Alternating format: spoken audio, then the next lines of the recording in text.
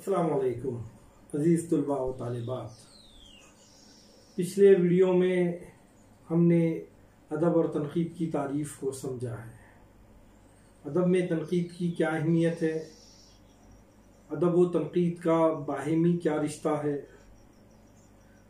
अदब में तनक़ीद की क्या ज़रूरत है, इन तमाम बातों पर हमने तफसीली रोशनी डाली। अब हम उर्दू तनक़ीद के सरमायों पर रोशनी डालेंगे।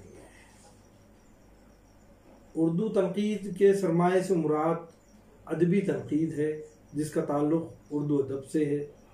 ये अदबी तनक़ीद जो अदब से मुताल्लिक़ा की गई है, उसके सरमाए या उससे मुताल्लिक़ा बातें हमें कहाँ कहाँ मिलती हैं, उस पर हम रोशनी डालेंगे। उर्दू तनक़ीद के क़दीम सरमायों में एक अहम सरमाया मुशायरे है। जैसे कि आप सभी तलबा इस बात से वाकिफ़ हैं कि ज़ुबान उर्दू की इब्तिदा शायरी से हुई है, लिहाजा उर्दू अदब की इब्तिदा भी शायरी से ही हुई है और तनक़ीद की इब्तिदा भी शायरी से हुई है।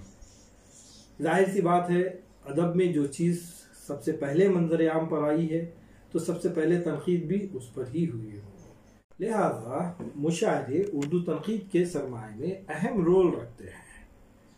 मुशायरे उर्दू तहज़ीब का लाज़मी हिस्सा है। दौर माजी से आज तक इसकी अहमियत में कोई कमी नहीं आई है। इब्तिदाई ज़माने में लोग कहीं जमा होते, मौजूदा दौर में तो अखबारात में या किसी और इलेक्ट्रॉनिक मीडिया के ज़रिए से मुशायरों का पता चल जाता है। लेकिन दौर माजी में देखते हैं ये सब सहूलतें नहीं रहने के बावजूद भी मुख्तलिफ लोग मुख्तलिफ जगह जमा हो जाते थे। जैसे बाज़ार में जमा हो जाना, उमराओं और रूसा के ऐवानों में जमा हो जाना, मुअज़्ज़िज़ीन के दीवान खानों में जमा हो जाना, और वहाँ जमा होकर शायरी की महफिलें जमा करती थी। मुख्तलिफ शोरा अपने कलाम सुनाते थे और औरों से भी ये कलाम और उनका कलाम सुना करते थे। ज़ाहिरी बात है, जब शोरा कलाम सुनाते, एक से ज़ायद शायर जमा होते, तो उनमें अदबी चश्मक भी शुरू हो जाती थी। कभी बहर और वज़न को लेकर, तो कभी तलफ़ुज़ में सऊ या लहजे को लेकर, या लब व लहजे में बेतरतीबी को जब महसूस करते, तो मुशायरों में शायरों के जो मुख्तलिफ शोरा होते, उनके एक दूसरे के खिलाफ महाज बन जाते थे और वो अपने रद्द-ए-अमल का इज़हार करते थे। अच्छे शेर पर दाद देते या ऐसा शेर जो उन्हें पसंद नहीं आता उस पर होटिंग की जाती। तनक़ीदी ज़ाविये से इस सूरत हाल की अहमियत से इनकार नहीं किया जा सकता, क्योंकि आम आदमियों के हो या मुखालिफ टोली के एतराज़ात एक नौ के तनक़ीद ही होते हैं, एक तरह की तनक़ीद ही होती है, एक किस्म की तनक़ीद ही होती है। ख़्वाह एतराज़ात ज़ुबान व बयान पर हो या मिसरों की निस्बत पर हो, इनसे सामाइन और शायरों की टोली की तनक़ीदी शऊर का अंदाज़ा होता है। मुशायरों से एक फ़ायदा ये भी है था कि अदब की नज़ाकतों पर नज़र जाती और आला अदबी ज़ौक़ की तरबियत हो जाती। अच्छे शेर पर दाद देना और तहसीन व सताइश करना भी तनक़ीद कहलाता है, जिससे शायर अपनी सलाहियतों को निखारता है। मुख्तसर ये कि मुशायरे जहाँ दिलचस्पी का ज़रिया थे, उनसे अदबी ज़ौक़ की तस्कीन होती थी, तो वो तनक़ीदी तौर पर भी अहमियत रखते थे। लिहाजा उर्दू तनक़ीद के सरमायों में मुशायरे अव्वलियत रखते हैं, अहमियत रखते हैं, जिनसे हमें उर्दू तनक़ीद के नमूने आसानी से दस्तयाब हो जाते हैं। अब उसके बाद सरमायों में, उर्दू तनक़ीद के सरमायों में दूसरी जो अहमियत की चीज़ है, दूसरा जो मौजू है, वो है असातिज़ा की इस्लाह। उर्दू तनक़ीद के सरमाए में असातिज़ा की इस्लाहें भी अहमियत रखती है। मौजूदा ज़माने में उस्तादी और शागिर्दी का सिलसिला भी है, लेकिन कम। दौर माजी में ये सिलसिला बहुत ज़्यादा था। बहुत सारे नौ आमोज़ शायर अपने असातिज़ा के पास जाते रहते, उनसे शायरी सीखते, उस शायरी अपने कलाम को उनको बताते, उस पर इस्लाहें लिया करते थे। लेकिन आज ये दौर वो कैफियत आज नहीं रही है। नौआमोज़ शोरा मशहूर व मारूफ शायरों की शागिर्दी इख्तियार दौर माजी में किया करते थे, अब वैसा बहुत कम नज़र आता है। जब हम दौर माजी में देखते हैं तो अमीर मीनाई, दाग और सिमाप अकबर आबादी ये ऐसे बड़े बड़े शायर हैं जिन्होंने अपने अपने दफातर खोल रखे थे। उन दफातर में बहुत सारे रजिस्टर भी हुआ करते थे। उन रजिस्टर में उनके शागिर्दों के नाम भी लिखा करते थे। اور یہ اساتذہ اپنے شاگردوں کی شاعری پر غور و فکر کرتے، اس کا مطالعہ کرتے، اس پر اصلاح دیتے۔ ان کی یہ اصلاح دینا بھی تنقیدی شعور کی غمازی کرتا ہے، تنقیدی شعور کی نشاندہی کرتا ہے کہ شعر اچھا ہے، خراب ہے، یہ قافیہ ٹھیک ہے یا نہیں ہے، یہ ردیف ٹھیک ہے یا نہیں ہے، یہ بات یہاں موضوع ہے یا نہیں۔ اس قسم کی اصلاحیں دینا یا اس سے ہٹ کر بھی کوئی اصلاحیں دینا، یہ تنقیدی شعور کا ہی جو ہے ایک شعور، تنقید کا ہی ایک شعور رکھنا کہلاتا ہے۔ لہذا اساتذہ کی جب اصلاحیں ہم پڑھتے ہیں تو اس میں ہمیں تنقیدی شعور نظر آتا ہے۔ اردو تنقید کے سرمایوں میں تذکرے کافی اہمیت رکھتے ہیں۔ تذکرے عموماً شاعروں کے لکھے جاتے ہیں یا شاعروں کے لیے لکھے جاتے ہیں۔ یہ رواج بہت پرانا ہے، غالباً یونان میں بھی یہ روایت موجود تھی، کیونکہ مولانا عبدالحلیم شرر نے اپنے رسالہ دلگداز میں لکھا ہے کہ یونان میں شعری گلدستوں کا رواج تھا۔ اب ظاہری بات ہے ان شعری گلدستوں میں شاعروں سے متعلقہ ہی باتیں لکھی جاتی تھی، یا شاعروں کے کلام پر تبصرے کیے جاتے تھے، شاعروں کا تعارف پیش کیا جاتا تھا، اور یہ بھی خیال کیا جاتا ہے کہ یونانی علوم کے ترجمے کے ساتھ یہ روایت کون سی تذکرے کی روایت عربی میں منتقل ہوئی ہے، یعنی یونان سے عربی میں آئی ہے، لیکن عربی زبان میں شاعروں کے تذکرے کم ملتے ہیں، نہیں ملتے ہیں ایسا نہیں ہے، لیکن کم ملتے ہیں۔ عربی زبان سے روایت فارسی زبان تک پہنچی، اور اردو زبان و ادب کے علماء اور تذکرہ نویسیوں نے فارسی کی اسی روایت سے براہ راست استفادہ حاصل کیا ہے۔ تذکرے کے لفظی معنی ذکر و اذکار کے ہیں، کسی شخص، شے یا واقعے کو یاد کرنے اور ان کے بارے میں گفتگو کرنے کو بھی تذکرہ کہتے ہیں۔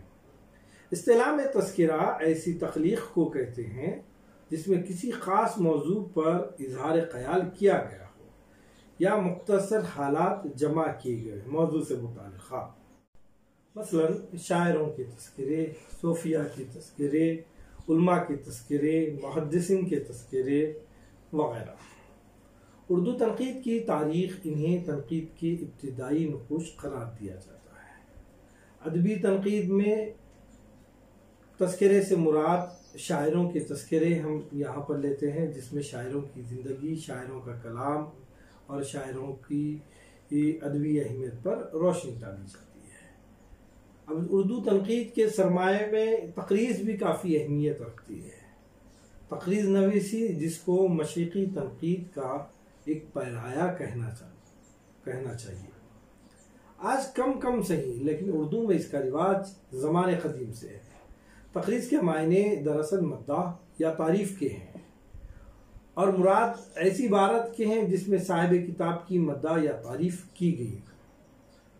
اس کو تنقیص یعنی نقص نکالنا، برائی یا مذمت کرنا کے متضاد مفہوم میں لیا جاتا ہے۔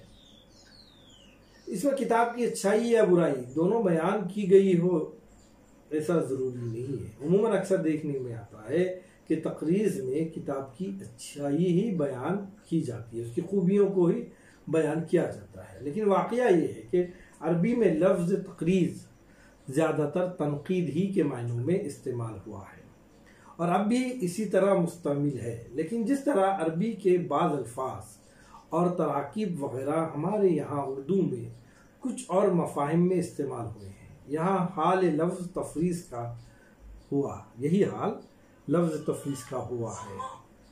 اردو میں تو یہ لفظ صرف ایسی تحریر کے لیے استعمال ہوتا ہے جس میں کسی کی محض تعریف کی گئی ہو اور کتاب کے صرف محاسن بیان کیے گئے، اس لیے تفریض کو تنقید کے مفہوم میں استعمال کرنے میں تکلف ہوتا ہے۔ اب سوال یہ پیدا ہوتا ہے، کیا تقریض تنقید ہے؟ کیونکہ تنقید کا تو کام یہ ہوتا ہے کہ کسی بھی فن کی خوبی و خامی دونوں کو ظاہر کرے۔ اب ہم یہ دیکھتے ہیں کہ تقریض میں کتاب کی اچھائی بیان ہوتی ہے۔ تقریباً جتنی بھی کتابوں میں ہم تقریض پڑھتے ہیں تو اس میں صاحب کتاب کی یا کتاب کی صرف تعریفی بیان ہوتی ہے، تو کیا یہ تنقید ہے؟ بالکل ہاں، بعض جگہوں پر تقریض میں صرف مداح و ستائش سے گریز بھی کیا گیا ہے۔ اس سلسلے میں سر سید کی مرتب ابو الفضل کی عین اکبری پر غالب کی تقریض کا حوالہ ضروری ہے۔ سر سید نے عین اکبری مدون کی اور غالب سے خواہش کی کہ وہ اس پر تقریض لکھے۔ غالب نے تقریض لکھی، لیکن عین اکبری اور سر سید کی تدوین کی کوشش کی۔ ستائش کرنے کے برعکس سر سید اور زمانے کو متوجہ کیا کہ اب دنیا میں کیا کچھ ترقیات اور ایجادات نہیں ہو رہی ہیں، ان کی سمت توجہ دی جائے۔ اس تقریض کو سر سید نے پسند نہیں کیا۔ کتاب کی تعریف کرنے کے بجائے یا عین اکبری پر مثبت خیالات کو پیش کرنے کے بجائے غالب نے جس انداز سے ایک تنقیدی طرز کو اختیار کیا، اس کو سر سید نے پسند نہیں کیا۔ اس کا نتیجہ یہ ہوا کہ سر سید نے اس تقریض کو اپنی کتاب میں شامل نہیں کیا۔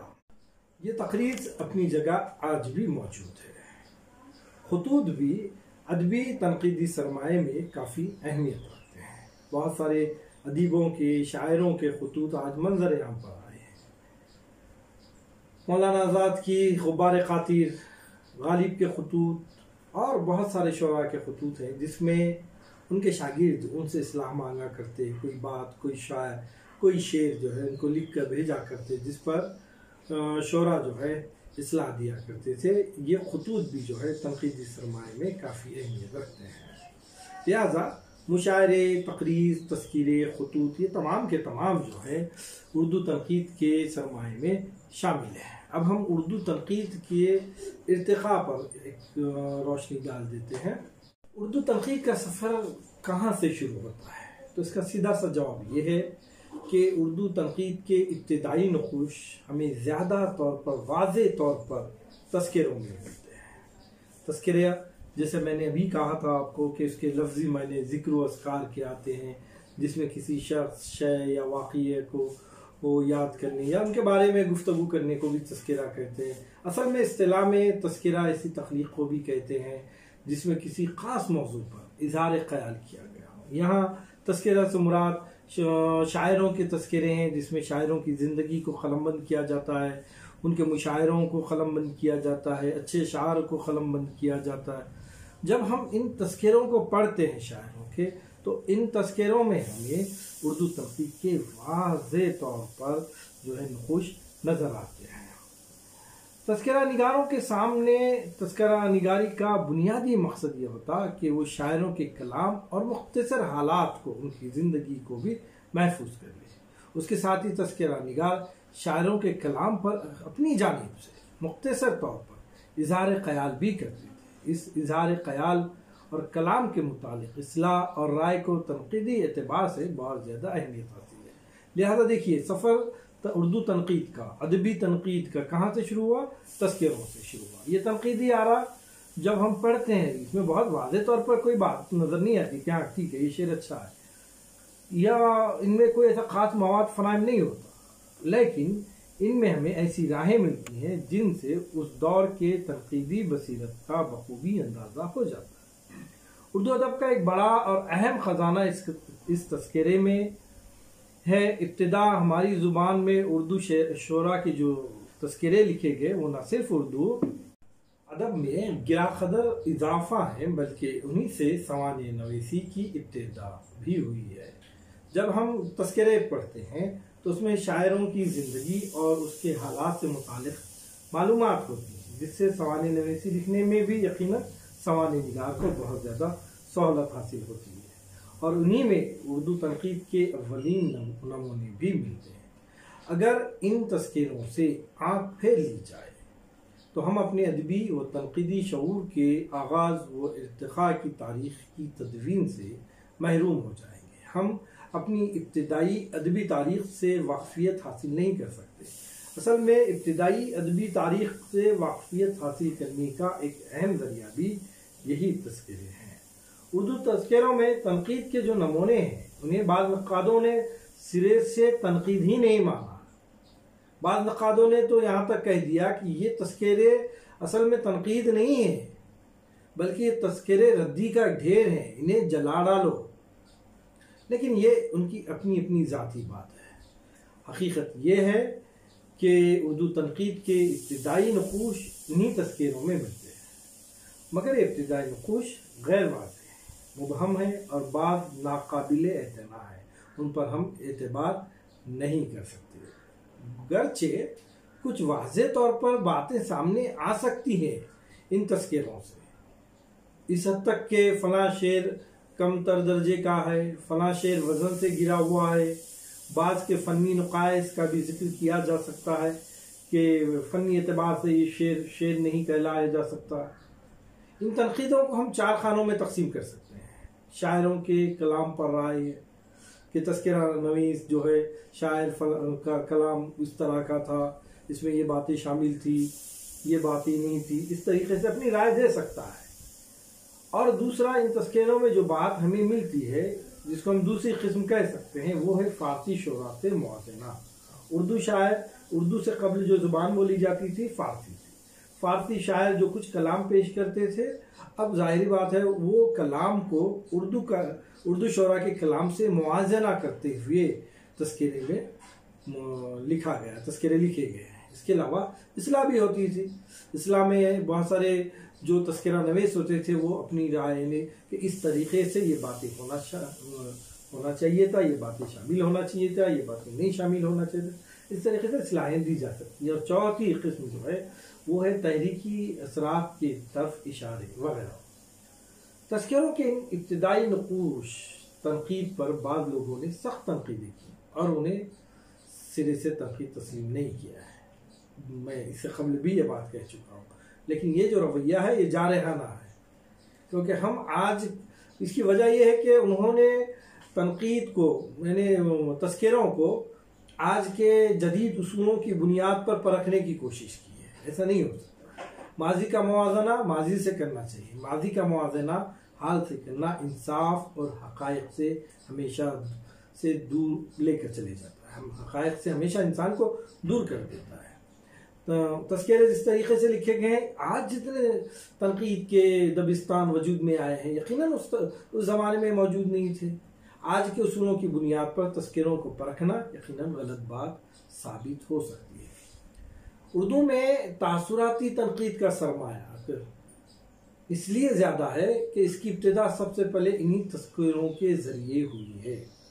ادبی تنقید مواد اور حیت دونوں لحاظ سے قدیم تذکروں میں دوسرے تنقیدی نظریات کے برعکس زیادہ نظر آتی، اس کے مخالف زیادہ نظر آتی۔ بات دراصل یہ تھی کہ تذکرہ نگاروں کے پیش نظر تنقیدی شعور نہ تھا، وہ یہ نہیں سوچ رہے تھے کہ ہم جو ہے اس کا موازنہ کر رہے ہیں، اس کا ایک اسٹیٹس، ایک مقام و مرتبہ متعین کر رہے ہیں۔ انہوں نے جو کچھ تنقید کی وہ لاشعوری طور پر محض حسن و قباح، مدح و قدح ہے، یہ بہتر ہے، یہ نہیں ہے، یہ خوبصورت ہے، یہ نہیں ہے، بس ان کے سامنے یہی نظریہ تھا۔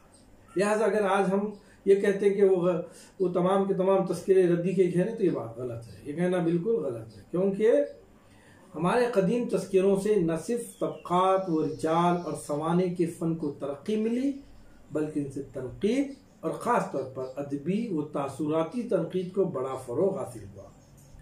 لیکن حقیقت یہ ہے کہ اردو میں باقاعدہ تنقید نگاری کی ابتدا حالی کے مقدمہ شعر و شاعری سے ہوئی۔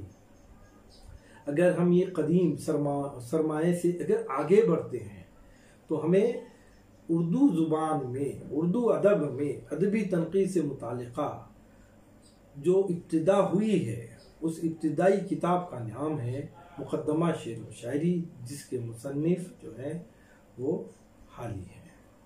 انہوں نے پہلی بار نہ صرف تنقید کے اصول و ضوابط کی وضاحت کی، بلکہ عملی طور پر اس کا استعمال بھی کر دکھایا ہے۔ حالی کے عہد کو تنقید کے زرعی عہد سے تعبیر کیا جاتا ہے، کیونکہ اس زمانے میں شبلی بھی ایک بہت بڑے نقاد گزرے ہیں، آزاد بھی بہت بڑے نقاد گزرے ہیں۔ ان لوگوں نے ادب کا مطالعہ کیا، ادب کو جانچا پرکھا، اس کا معیار متعین کیا، اور جو کچھ بھی ادب پر انہوں نے کام کیا اس سے قبل اتنا زیادہ کام نہیں ہوا۔ اس لحاظ سے ہم یہ کہہ سکتے ہیں کہ ان کا عہد جو ہے ایک زرعی عہد ہے، اور ان تینوں نے تنقید کے سرمایے میں گراں قدر اضافہ کیا ہے۔ ادبی تنقید کے ابتدائی 3 اہم نام آزاد مولانا محمد حسین آزاد، حالی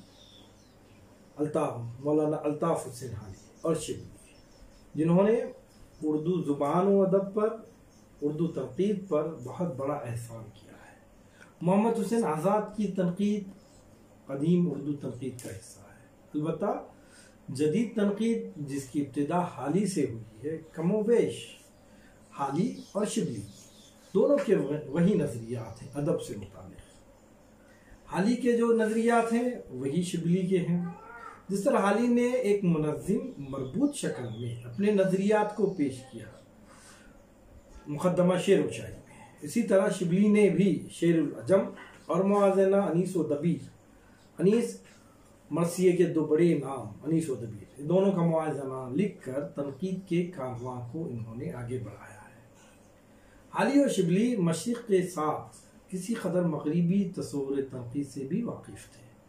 ایسا نہیں ہے کہ وہ صرف مشرقی تعلیمات سے واقف تھے، بلکہ انہوں نے مغربی تصور تنقید سے بھی واقفیت حاصل کی تھی اور دونوں سے بھرپور استفادہ حاصل کیا تھا۔ یہی وجہ ہے کہ ان کے یہاں عملی اور نظریاتی دونوں تنقیدوں کے نمونے ملتے ہیں۔ اس کے بعد امداد امام اثر نے کاشف الحقائق، وحید الدین سلیم نے افادات سلیم، پنڈت برج موہن دتاتریہ کیفی نے منشورات کیفیہ، مسعود حسین رضوی ادیب نے ہماری شاعری، حامد حسن قادری نے تاریخ داستان اردو، عبد القادر سروری نے جدید اردو شاعری اور نیاز فتح پوری نے انتقادیات لکھ کر تنقید کے سرمایے میں گراں قدر اضافہ کیا۔ یہ وہی کتابیں ہیں جن سے اردو تنقید کے سرمایے میں اضافہ ہوا ہے۔ ان نقادوں نے تنقید کے مختلف تصورات اور نظریات سے کام لیا اور نہ صرف اپنے پیش رو بزرگوں کے سرمایے سے استفادہ کیا، بلکہ عملی اور نظری ہر اعتبار سے اس میں بیش بہا اضافہ کیا۔ نقادوں یعنی میں نے ابھی جن نقادوں کے نام آپ کے سامنے لیے ہیں، ان کے یہاں تاثراتی، جمالیاتی، حیتی اور بعض دوسرے تنقیدی نظریات کی بازگشت سنائی دیتی ہے، لیکن جو بات سب کے یہاں واضح ہے وہ مقصدی افادی پہلو کی ہے، اور یہی وہ روایت ہے جو حالی سے ان نقادوں تک پہنچی ہے۔